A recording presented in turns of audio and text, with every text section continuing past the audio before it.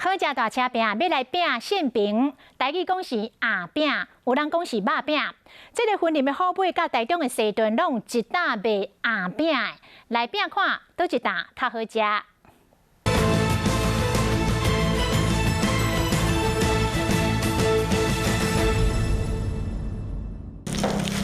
一块搁一块真厚质的圆饼是猪肉鸭饼，用油来煎，有的顶头搁加乌芝麻，一切开肉汁拢流出来，互人嘴软嘛对咧要滴落来。肉很多。红豆馅饼，红豆哦，内底真赞，红豆加入有汤汁。人客点的毋是猪肉鸭饼，就是红豆鸭饼。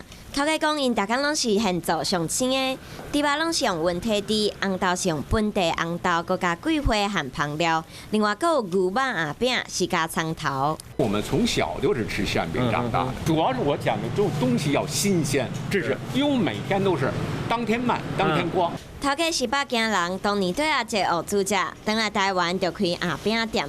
台中嘛有一间鸭饼店，头家是外省第二代，传承老爸手艺。鸭饼是用半煎煎的方式，会豆豆烹起来变做金色，一切可以皮薄个酥酥脆脆，加一喙料个真济。店家个用法都加蒜蓉辣酱，食过人客拢会闻一味。好多料，脆，料又新鲜。头家讲，因的鸭饼的制作要经过3个程序，强调甲葱肉结合。我们比较强调面皮，它是属于要 Q 软的。